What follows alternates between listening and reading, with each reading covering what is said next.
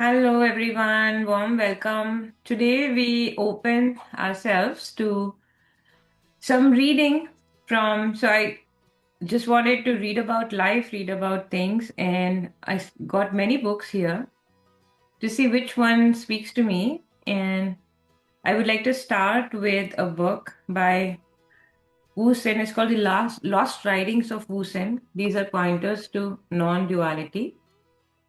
I And have the you're second welcome one. to. Oh wow. So then Wusen really wanted to come. But I had like 20 books.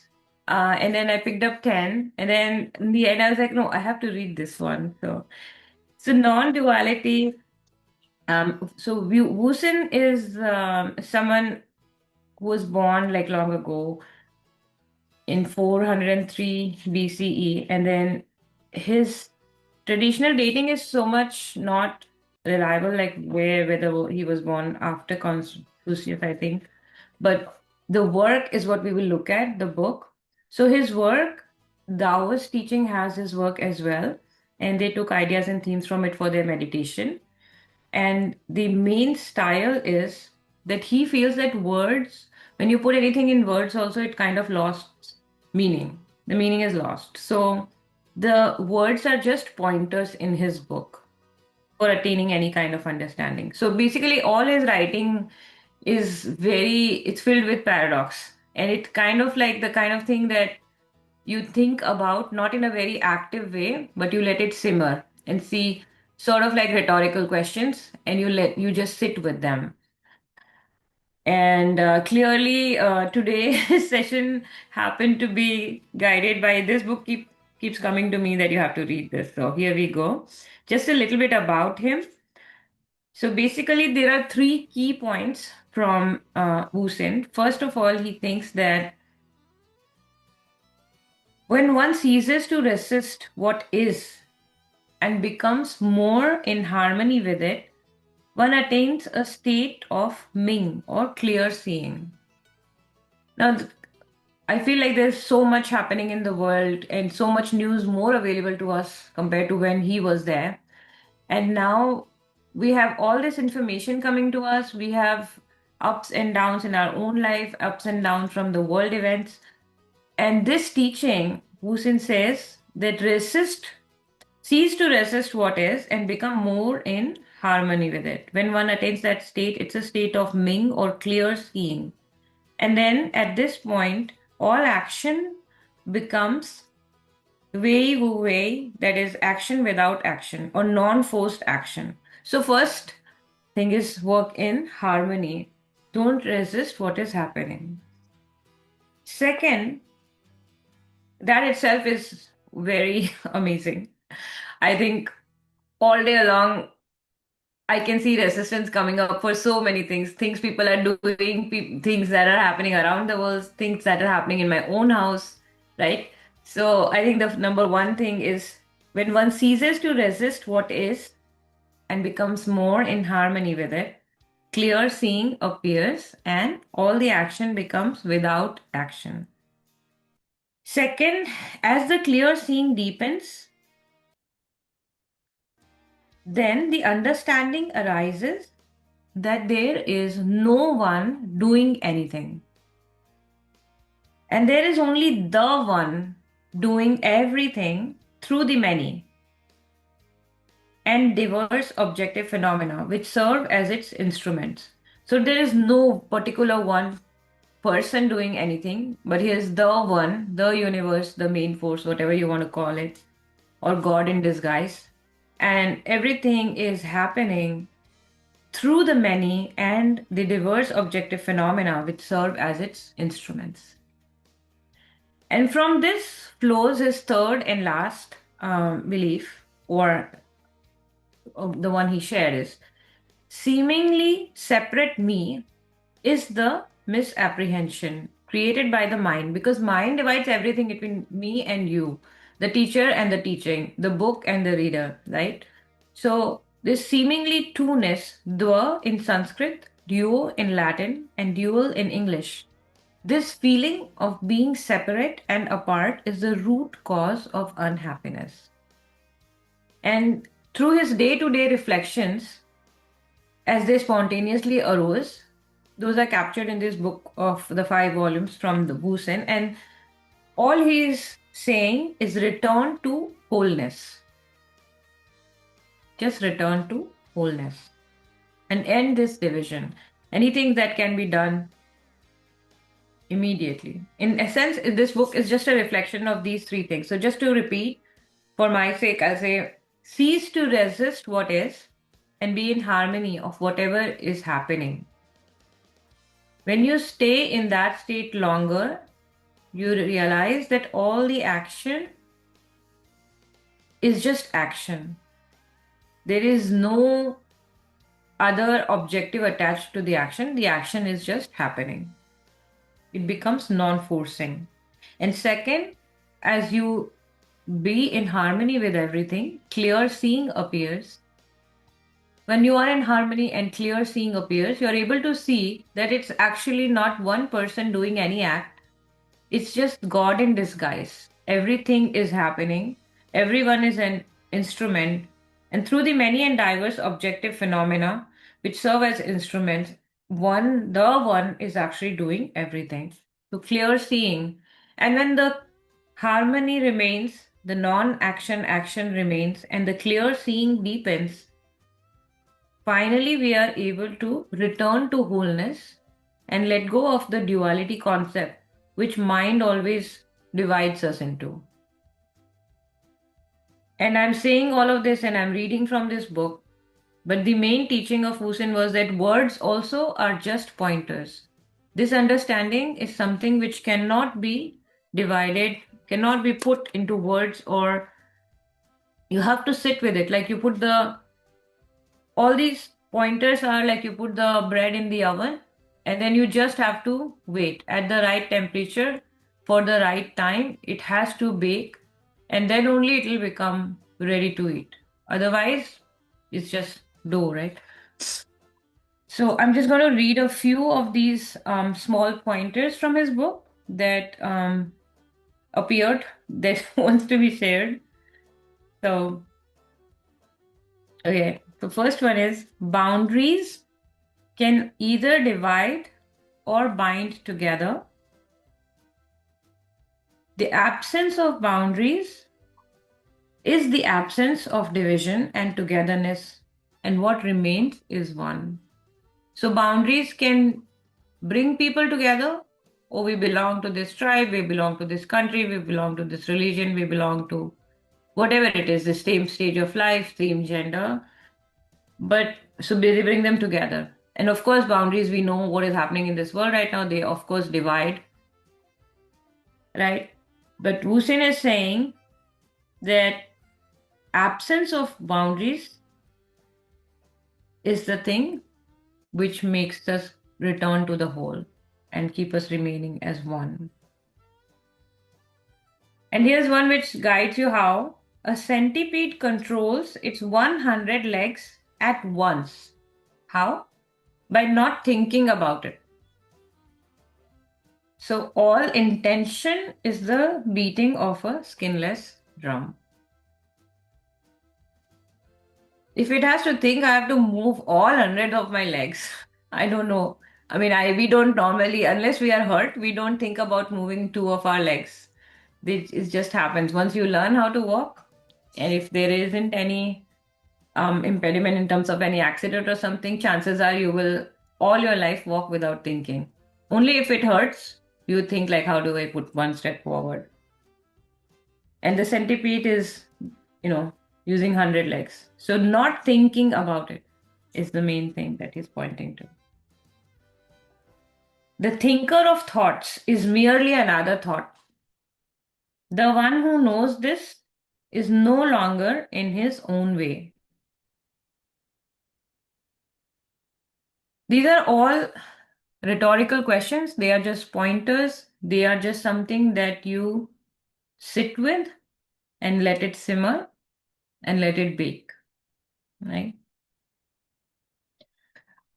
To understand the way things are, understand the way things were. Before a man, one was a boy. Before a boy, an infant. Before an infant, a seed. And before the seed, one was all. You see, every time he's just pointing, return to the wholeness. So the whole thought is stop resisting, be in harmony. Then you are able to clearly see that all action is just happening and everybody is just an instrument. And when you stop listening to the mind's chatter of duality, you return to wholeness. Thinking one thought at a time, it would take forever to understand everything. The quicker route with the same outcome is to understand nothing.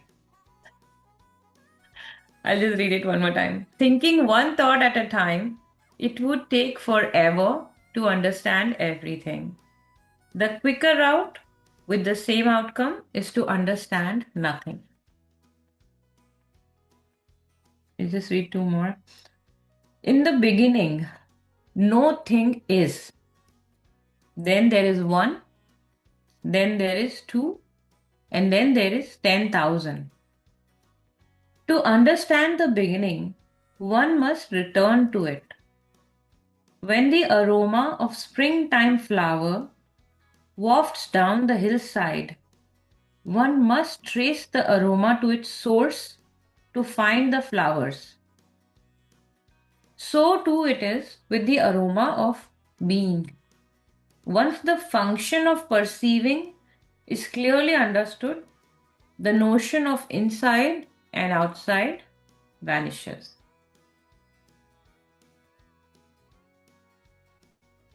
I'll just read the last one. The world is merely the interplay of opposites, one and many, solid and empty, coming and going. And this flow goes on without end. The one unaffected by the flow is the one who has accepted it. So you can go on reading. It's like a huge book, right? It's called The Lost Writings of Wu-Sen, Pointers to Non-Duality. And the essence is just those three: accept what is as it is and be in harmony with it. When you resist that, what is happening around, and view every action as just action, just what it is, instead of making a whole, list of intentions and it should be this way and that should be this way, then you start accepting and being in harmony, and clear seeing arrives. And when you are clearly able to see, you are able to see God in everything, in every action, in everything that is happening. None of this can be perceived by the mind. So we cannot write about it, we cannot talk about it. These are just pointers, and these are just things we have to be. We have to be in the present moment to even arrive at a little bit of this sense. And when we do, and those who do arrive, they are able to see that there is no duality. In fact, it was always all one, and just a play happening. So with that, I am done with reading Wu-Sen, and I do have some more books and chatting, but I invite any of you, Smitha, Puneet, if you want to share something. Yeah, sure. No, this was beautiful. I love Wu-Sen always. Yeah. So, big favorite. So I want to read from this. I have this fun book, which I found very accidentally in some old bookstore somewhere in Mhm. some mountain town somewhere here. Um, so this is called Life and Letters of Tofu Roshi. So So this is a very funny take on spirituality, and like it kind of busts all of that in a very funny way. So, but it's set in a story where there's this guy who is a monk or teacher, you could say, in this Buddhist center, and this lady goes there, and his name is Tofu, right? So it's all made up, like this stuff is made up. But then it kind of, she uses that to kind of, point to certain things. So it's in the format of people writing letters to the center and them answering, right? Hmm. So let me find. I'll do random. Let's see. Yep. Family life. Okay, let's pick this chapter. The path of the householder. Okay. So So the question that's come from whatever letter or whatever, right, is can a person stuck in full lotus position fulfill his role as husband and father with a heavy heart wearing? Oh, one second. No, this is not the. No, this is not a letter. This is a big one. Hold on. Let me find a letter. Okay. Dear Tofu Roshi, my life is a mess. When I began meditating a few years ago, I had a lot of trouble with my knees. Sitting in lotus position was excruciating, but I persevered. I have a lot of willpower and patience when I have the time and the inclination. Finally, I was able to sit in full lotus for 12 hours a day, painlessly, and then for 24. Unfortunately, since that time, I haven't been able to straighten out my legs. I've been going around on my knees and elbows for 3 months now. I wear my daughter's skateboard knee and elbow guards while she's at school and doesn't need them. But now she and my wife have started teasing me and threatening to buy me a leash and a collar. Also, it's difficult to prepare meals. What should I do? Do you think a person stuck in full lotus position can still fulfill his role as husband and father? Okay, this is from somebody called Lotus. Okay, dear Lotus, you could try preparing meals on a hibachi grill on the floor. I think you can be your daughter's father in any position. And as for being a good husband to your wife, make this an opportunity to explore new territory in the marital relationship. Let's find another one. Hmm. Okay, this is my yes. Um, okay. Dear Topuroshi, please help me. I'm so confused. I just can't seem to settle down with one guru and get enlightened. 5 years ago, I began meditating with the Swami from Miami, Guru Lethargy, a disciple of Swami Prokrastananda of the School of Non Action. It was easy to follow his path, but I have to say that it got boring. Then my roommate Fred told me about selfism. Just out of curiosity, I went to see Selfie Saul, and right away I knew his teaching was for me, myself, and I. I practiced selfism for about a year, but when the length of my own toenails, which I measured every morning according to our practice, became more interesting to me than the daily newspaper, I feared that I was becoming too self absorbed. At that time, as karma would have it, I happened upon an article in Fulfillment semi monthly about a Buddhist teacher named Mukao Roshi. One visit to his zendo changed my life. In half lotus, I threw myself into my koan study. I drank a lot of milk and learned to moo like a cow. I almost got my koan, the one about Norway and the dirty dishes. But then one day on the car radio, I heard an interview with Baba Boba Haba, and I just had to keep right on driving until I got to the Baba Haba ashram. I shaved my head, gave up my car, and looked only with my third eye. Since then, I've been with Yogi Simalingam, Siddhi Sadi, Mahaha, and several other perfect masters. Each time I think I found the path and the guru, but after a few months, I get this itchy feeling and somehow I just have to move on. Please help me. I know I'm wasting my time and I'll never get enlightened this way. So this is from Unfaithful in Inverness. So it says, Dear Unfaithful, don't give up until you have tried the teachings of Tofu Roshi. I suggest you send for my somewhat low priced booklet, The Miracle of Mediocrity. Um, cool. Do we want to do more? This is like this. So it's very interesting how so they poke fun at like these hang-ups in a very fun way like this. So it's cute. So this is from a person who's actually from in some Buddhist center and stuff. Susan Ichisumu, that's her name. Um, but yeah, this is a fun book. If you want, Very I don't know if it's online, but yeah, quite interesting. yeah. Puneet, would you like to share something? Yeah, if we are at times, I had also picked Wu-Sen initially, but then I have something that I can read from Robert Adams. So again, it's going to go a little bit heavier than the fun thing Whatever that we Smitha was reading. today is like go with the flow day because that's why I Okay. kept so many books because I couldn't decide. I said, okay, the topic is life. So whatever is coming, if Wusin came to you, let Wusin come also. No problem. No, If that's fine. Then I've picked Robert Adams.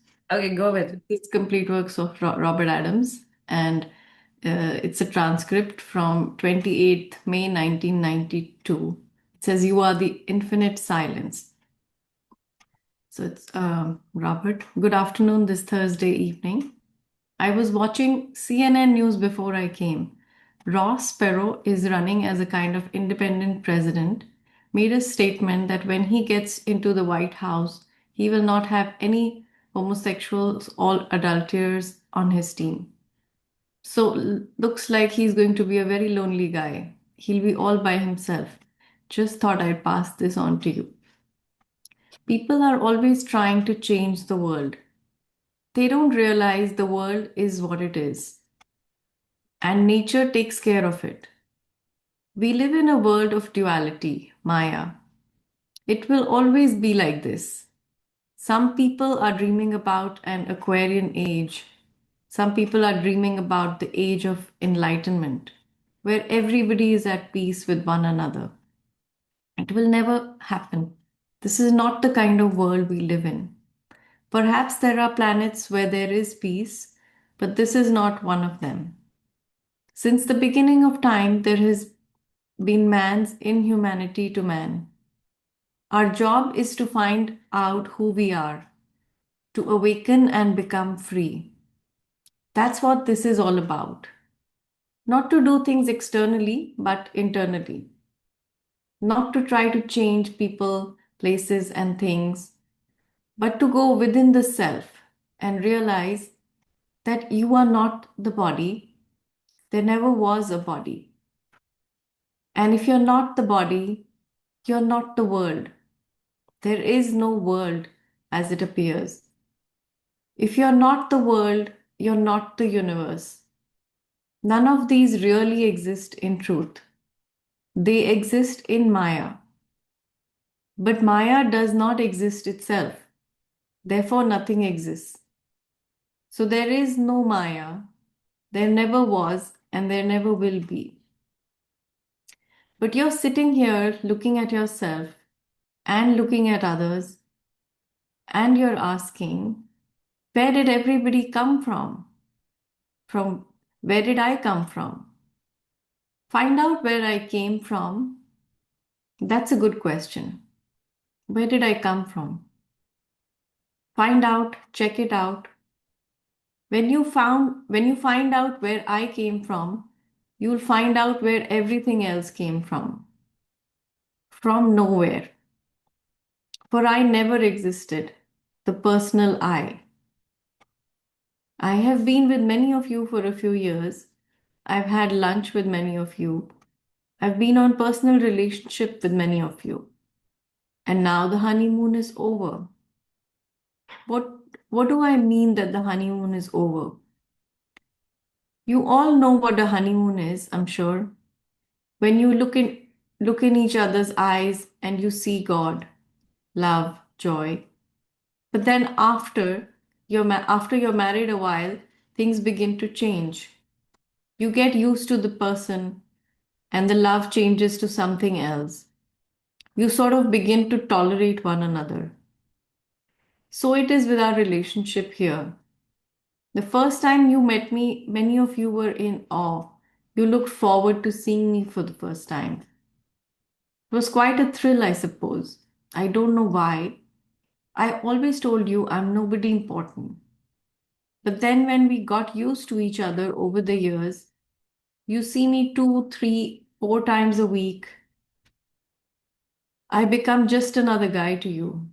This is the way you should see me anyway. I'm just another being. I remember when I was in the Ramana ashram many years ago, I was always a loner. I never used to mix much with people.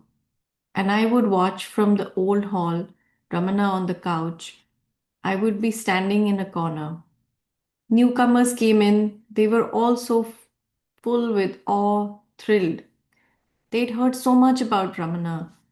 They would pay obeisance to him, prostrate themselves on the floor in front of him, cry. They would say something like, "You are my mother, Ramana. You're my father. You're my wife. You're my God. I will be with you forever." 6 months later, a year later, I heard the same people talking to one another, gossiping. I wonder if Ramana is really enlightened. He's just a funny old man, somebody else would say. If he were really enlightened, he wouldn't have rheumatism, cancer, and whatever else he had. And these people would leave, go somewhere else, looking for new gurus, new teachers. Sad. I am speaking mostly to the seekers and to some disciples. The devotees couldn't care less about what the sage says or does. They are just devoted to the sage, without any motives, without any reason. And of course, those are the people who awaken in most instances. When you find a sage, and I'm not speaking of my own self aggrandizement, because I couldn't care less, as you know, where you go or what you do. But wherever you find the sage, it's an honor for you to be there, for there is something within you that has led you to a sage, and it is your business to serve the sage in every way you can.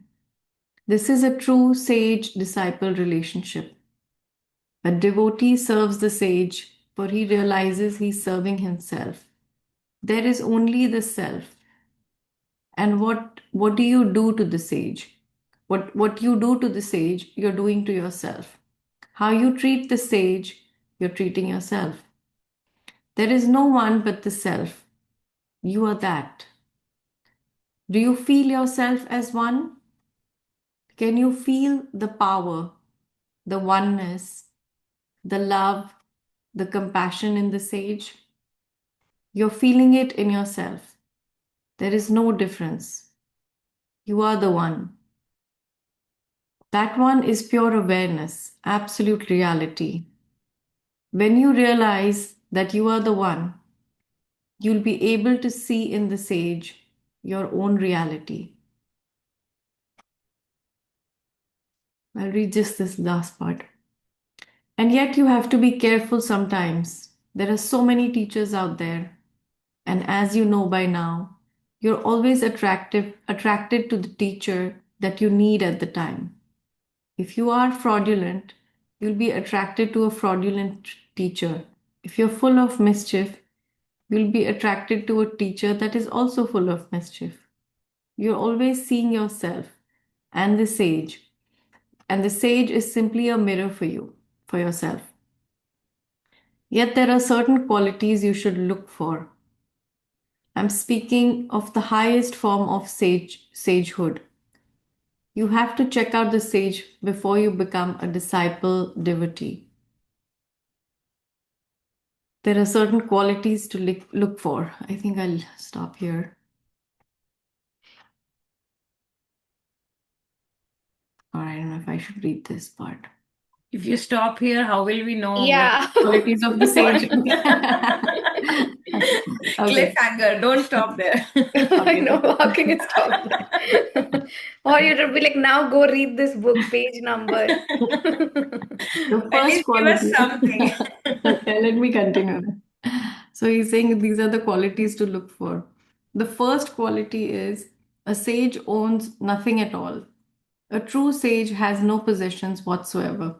A true sage is taken care of by his devotees, doesn't own anything.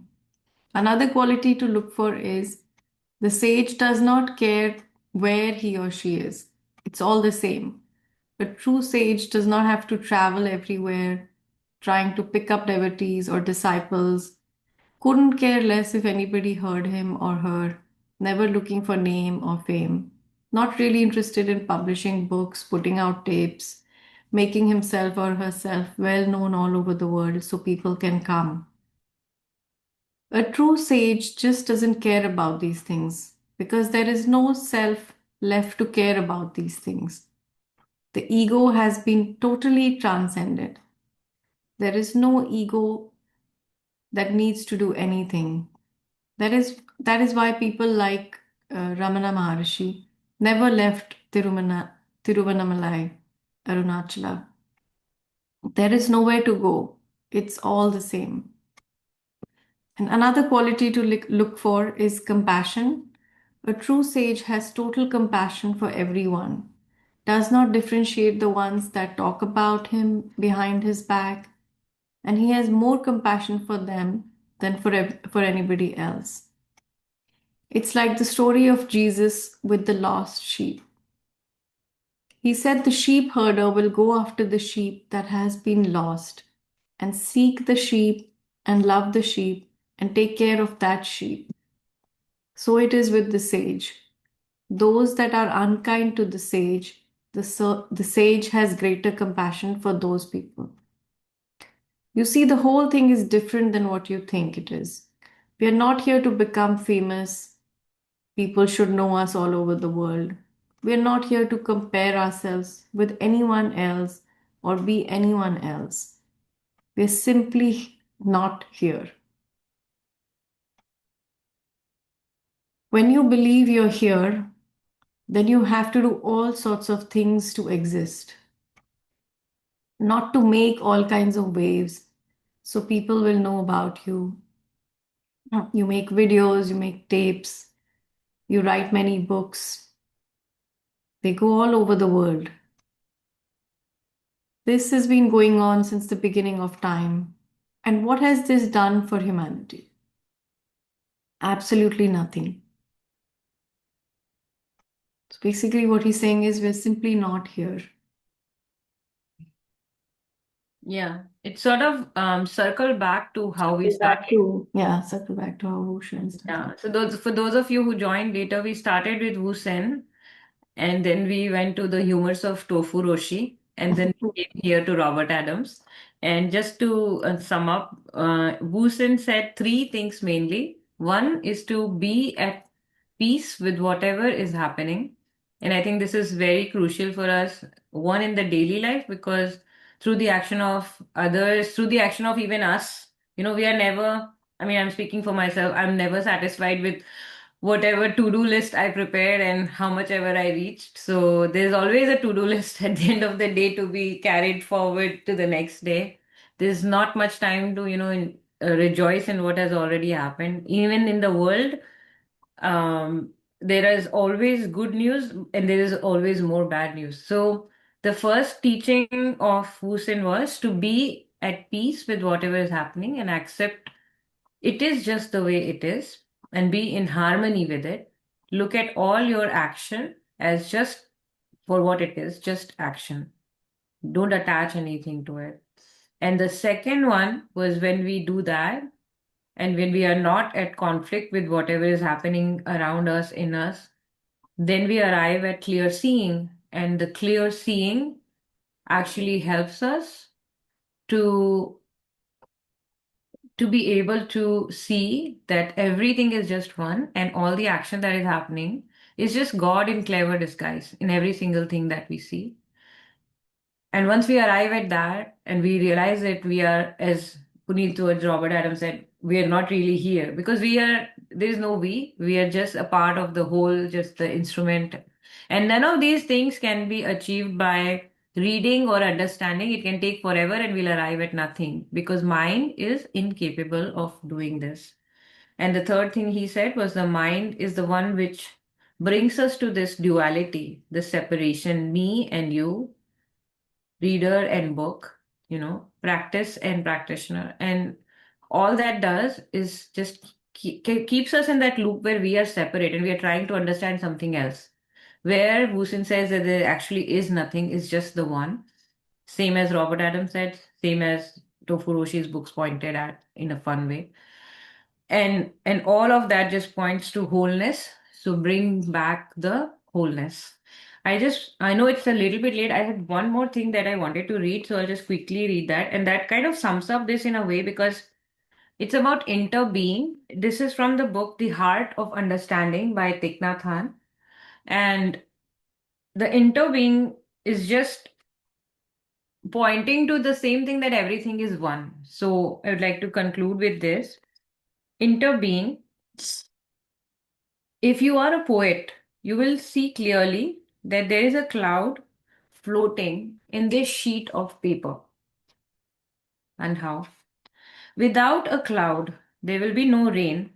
Without the rain, the trees cannot grow. Without the trees, we cannot make paper, right? So the cloud is essential for the paper to exist. If the cloud is not there, the sheet of paper cannot be here either. So we can say that the cloud and the paper inter-are. Interbeing is a word that is not in the dictionary yet. But if we combine the prefix inter with the verb to be, we have a new verb, interbe. Without a cloud, we cannot have paper. So we can say that the cloud and the sheet of paper inter-are. If we look into this sheet of paper even more deeply, we can see the sunshine in it. If the sunshine is not there, the forest cannot grow. Even, in fact, we cannot grow without the sunshine. And so, we know that the sunshine is also in this sheet of paper. And the paper and the sunshine inter-are. And if we continue to look, we can see the logger who cut the tree and brought it to the mill to be transformed into paper. And we see the wheat. We know that the logger cannot exist without his daily bread, and therefore the wheat that became his bread is also in this sheet of paper. And the logger's father and mother are in it too. When we look at it in this way, we see that without all of these things, this sheet of paper cannot exist. Looking even more deeply, we can see that we are in it too. This is not so difficult to see because when we look at a sheet of paper, that sheet of paper is a part of our perception. Your mind is in here and mine is also. So we can say that everything is in here with this sheet of paper. You cannot point out one thing that's not there. Time, space, the earth, the rain, the minerals in the soil, the sunshine, the cloud, the river, the heat. Everything coexists with this sheet of paper. That is why I think the word interbe should be in the dictionary. To be is to be interbe, because you cannot be just by yourself alone. You have to interbe with every other thing. This sheet of paper is because everything else is. Suppose we try to return one of the elements to its source. Suppose we return the sunshine to the sun. Do you think that this sheet of paper will be possible? No. Without the sunshine, nothing can be. And if we return the logger to his mother, then we have no sheet of paper either. The fact is that this sheet of paper is made up only of non paper elements. And if we return these non paper elements to their sources, and then there can be no paper at all, there can be no us. Without non paper elements like mind, logger, sunshine, and so on, there will be no paper. As thin as this sheet of paper is, it contains everything in the universe in it. But the Heart Sutra seems to say the opposite. So there is Avalokiteshvara saying a lot more, but I just wanted to read this part of it's bringing back like everything is just one.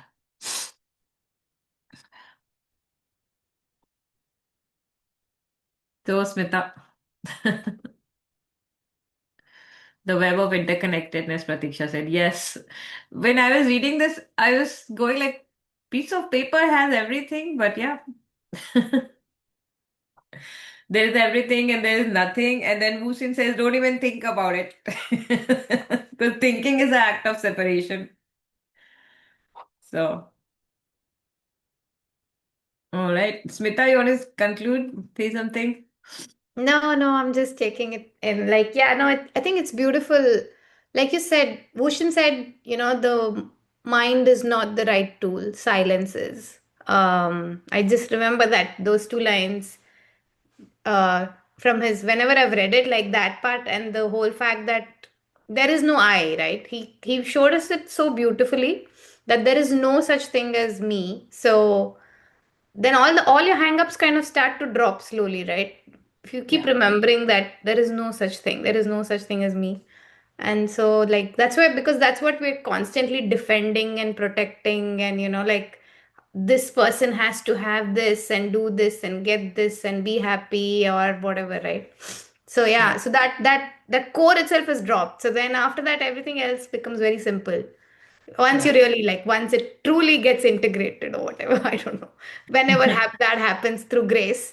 But even just remembering it, I feel immediately something loosens instead of tightening up. Like, suppose I think you said something to me, I'm like, oh no, Shubhra said this, and I'm like, because it's all about protecting me, like this me got upset, this me has to not feel like this, my self-worth, or whatever you make up all these things. Suddenly that whole mountain is gone, like, like it's all gone, like it's all okay. And like you said, it's all happening. If I say Shubhra did it, again I'm attributing you some act doer capacity, where it's like, no, it's just me. There's no me, there's no you, so it's all happening somehow. This is what had to happen, right? So Yeah. it's very simple like that. Yeah.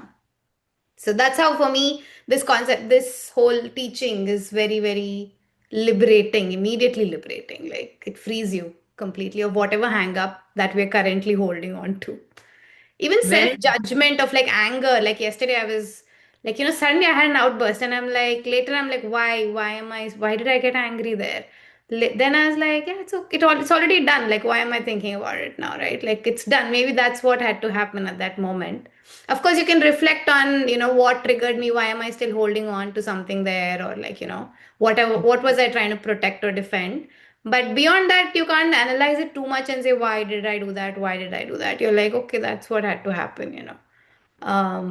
Yeah, so it's cool like that. That's so true. Because the thing is, we don't have separate time to analyze. We are still in the now, always in the now. Yeah, And exactly. things are piling up if we are thinking about things which have moved on, sort of, right? Yeah, very true. We are every second in the now. There is no time to think anything. Then you just let the action be the action. Yeah. I got Byron Katie's book, but that's coming to me that after it's done, after the moment has passed, the only thing that is left is your thought and the story around it, right? Like there's nothing else left, actually. Yeah. Yeah, totally, totally Yeah. agree. This was so beautiful. So I mean, we just went with the flow because nothing was really coming to me what exactly we should do, and I said, let the universe guide. And it's so beautifully that Wu-Sen's book kept appearing and Thich Nhat Hanh's books kept appearing. Okay, this is what you have to read, the interbeing, because we cannot um even if you don't watch the news, there is always so much happening, and it's affecting and touching our life in so many ways that we keep thinking like this shouldn't happen, that shouldn't happen, and I'm not in harmony with what is happening. So this book sort of broke that wall of it's all one, and what is happening. And it's not like this is all against God. This is just the whole thing is just manifesting, in everybody is an instrument of God, and that itself is something that mind cannot understand for me. So reading these books sort of brings us back to that hey, this is you are probably an ant on the carpet, so you can't figure out the how the tapestry looks like. So be a good ant as long as you are the ant, sort of. So I don't know if that makes sense, but I was just like, this is beyond me. So I retire my mind and I just surrender to the now and come back to the breath and come back to the now and the action. Because the other way is like, the one we read where, what is the, I think, I'll just read that last thing one more time. What is that thing that I read? Is like not, yeah. Thinking one thought at a time, it would take forever to understand everything. The quicker route with the same outcome is to understand nothing. So I think my conclusion is that understand nothing and just be in harmony. So For those of you, if you're confused and you just joined Nero, I know, so then just go back to the recording and see what we were talking about initially. So, very one interesting thing I read recently from this newsletter. I follow this person from Authentic Relating. So he said this: there was this great oxygenation event where there was just the amoeba or something, right? And then they caused so much oxygenation that everything else died at that point, right? And Mm. because of that, billions of years later, all this human form and all the forms that of life that we know now exist, right? So he was saying, how do we know that humans, as we're warming the planet, we're doing whatever destruction, is not meant for something better coming up? Maybe billions of years later, right now it seems like the worst thing, but maybe billions of years later, that's what's meant to happen. And so that's why we're doing all this chaos or whatever we think is chaos, right? But maybe it's some deeper order. So it kind of lets you, like, it's all again invested in, oh, but human race has to continue. Oh, but we'll not be there. Oh, but what about our children? And, that whole, that imagined, again, sense of defending, protecting all our identity, wherever our identity is hooked. But if you say, no, this is for some deeper order that's coming up much, much later than, you can even imagine.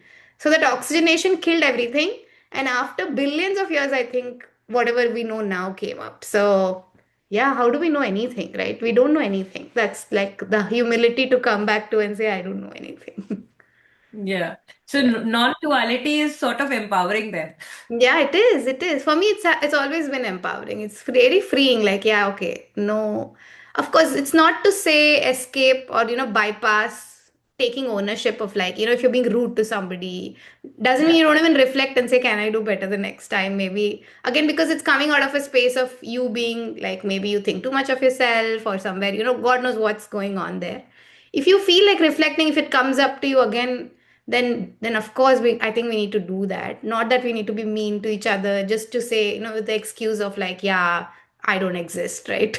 So not that we should be bad, crappy human beings, but yeah, it's very liberating in your own mental loops and things like that, for Yeah. sure. Yeah. I mean, but if I don't exist, then you don't exist either.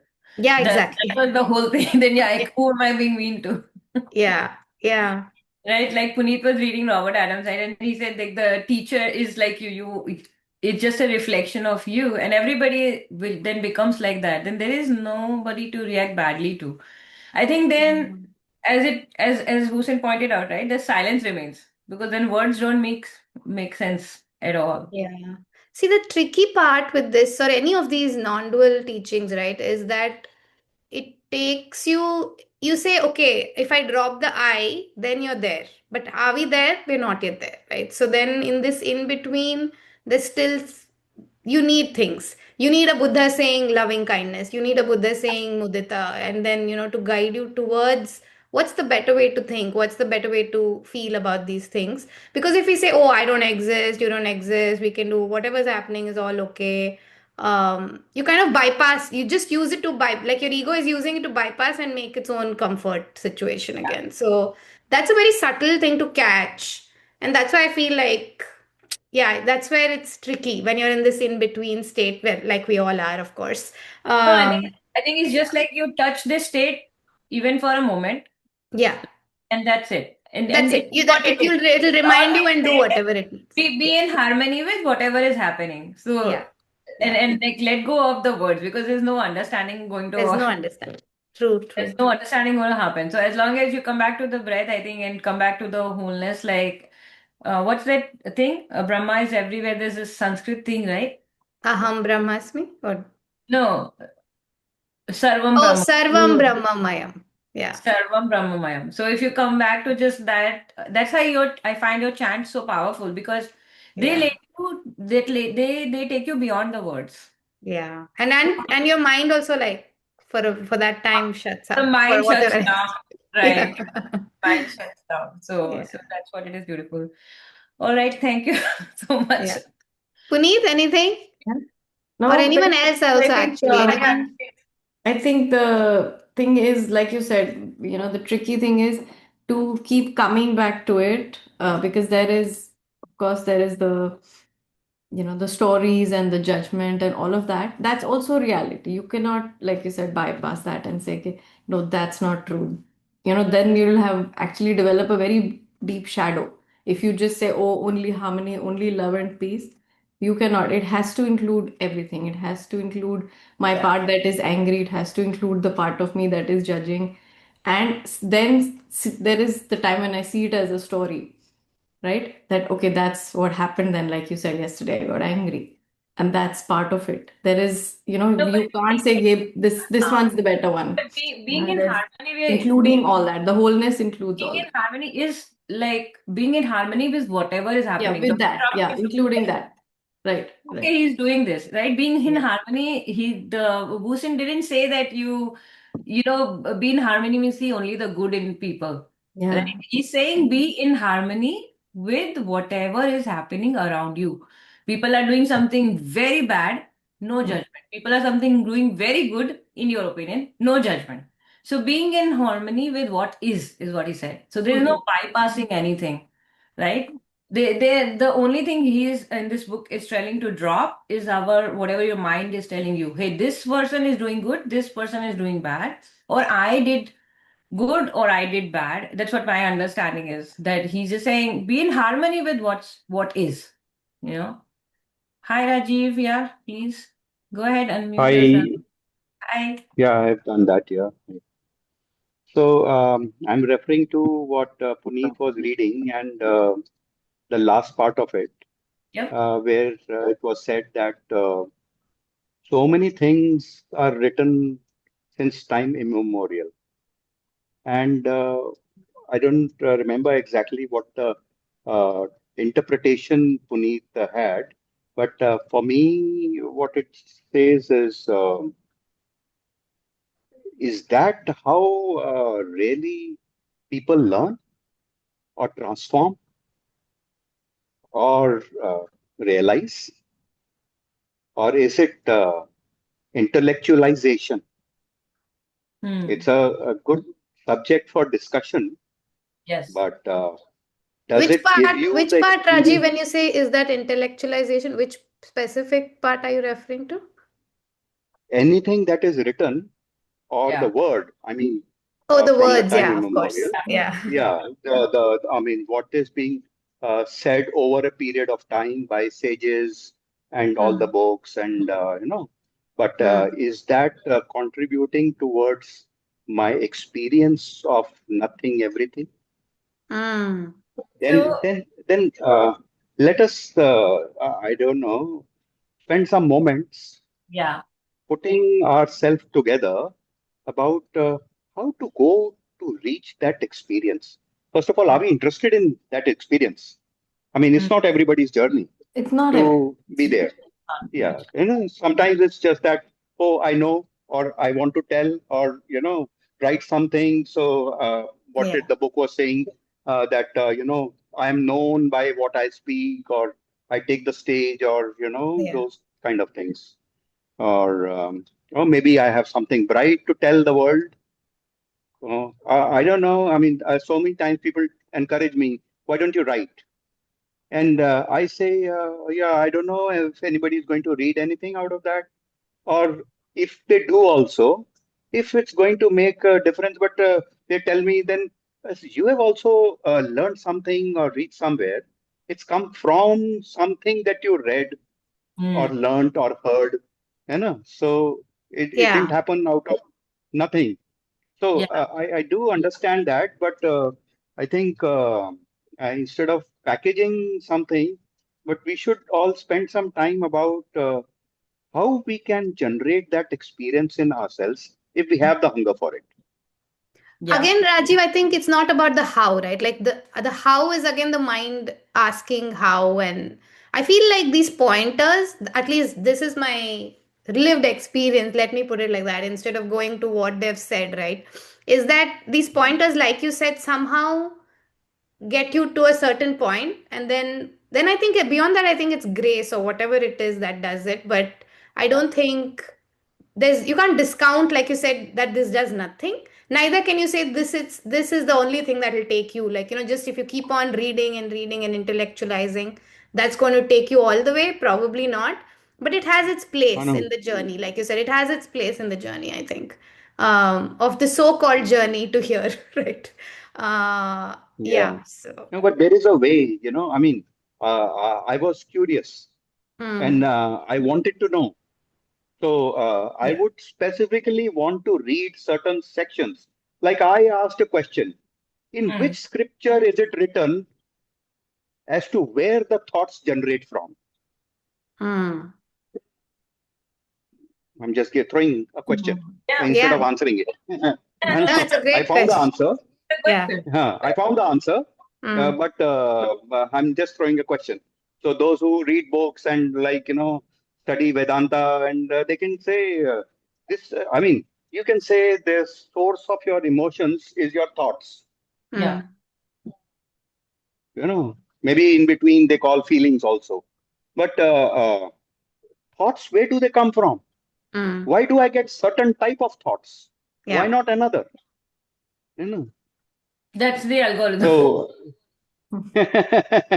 I want to leave it as a question, and Yeah. I mean, those who are interested can connect also, and we We can we be part start. of Yeah, another we journey. started Sorry? with the question. We started this, the book, the Wu-Sen book also says that these are just pointers because words can never explain what Wu-Sen was trying to explain, like the oneness or the wholeness or where everything originated from, right? So he said the moment you put anything in words, it loses the true meaning.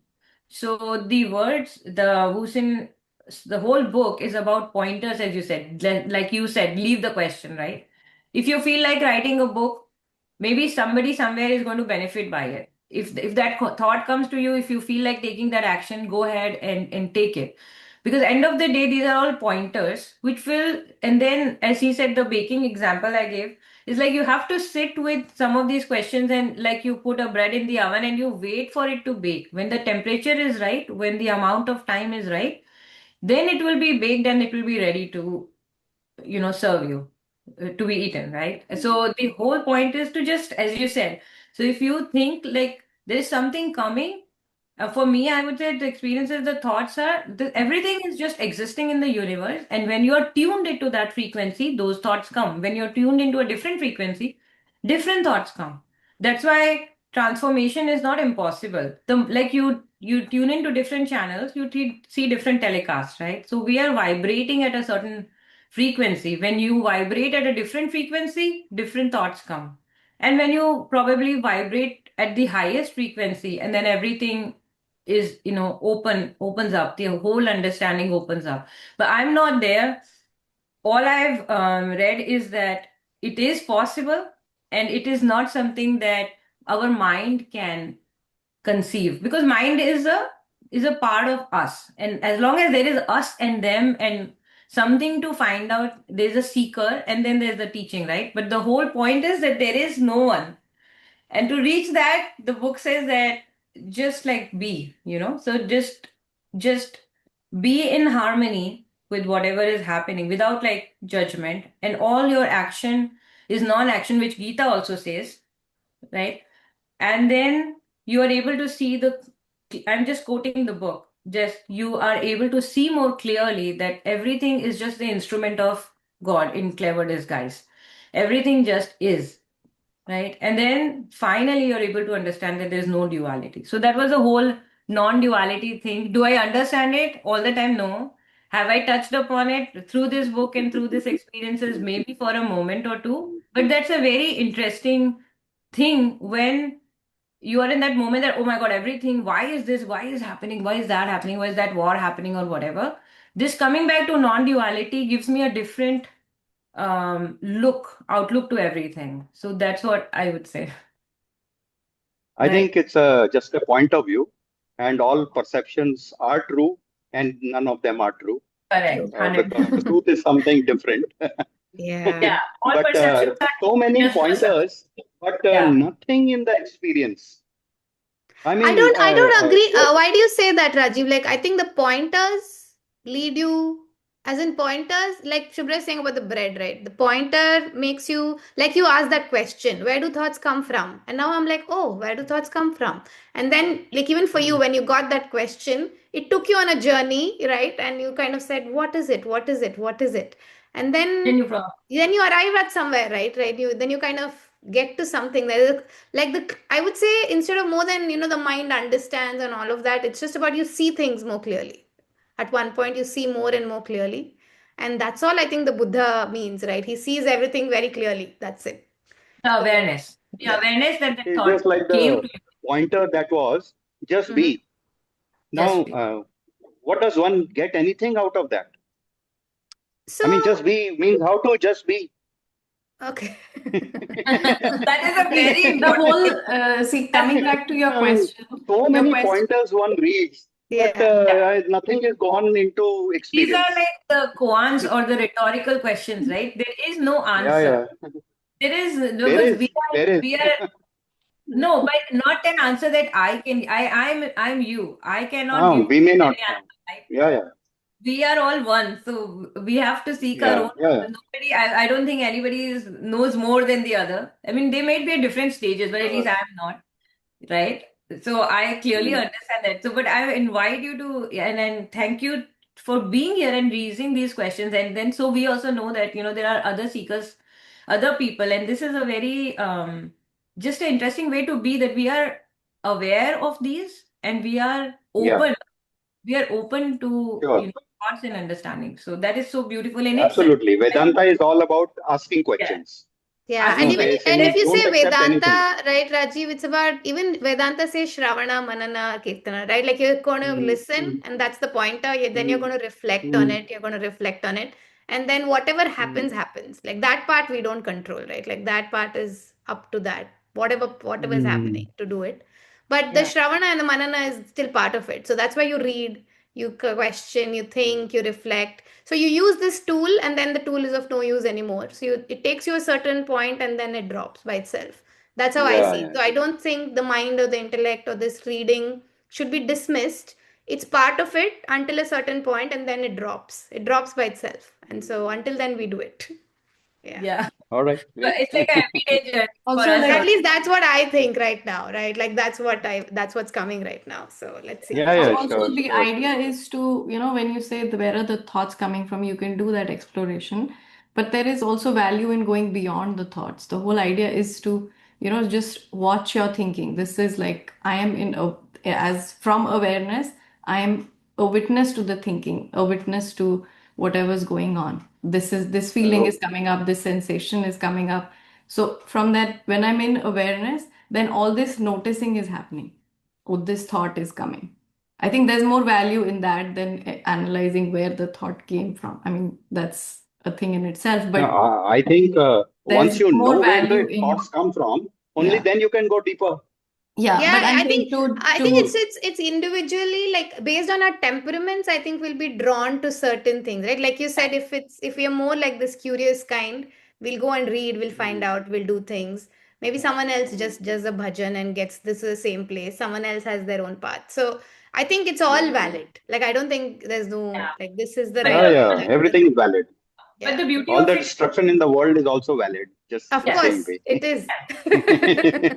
yeah, and different times, different things will Uh, appeal to us, right? For as a absolutely, teacher, absolutely. right? Yeah. It No, is thank you valid, so right? much If the for Mahabharata yeah, was valid, then this is also valid. Absolutely, yes, absolutely. totally. Yeah, great, lovely. Thank you for adding so Thank much you so richness much. to this discussion. Yeah. All No, right. totally. Yes. Now I'll be thinking where thought coming from. Like to All right, wonderful. Thank you so much, and we'll All see right. you. Yeah. All right, bye bye. Bye, everyone. Bye everyone.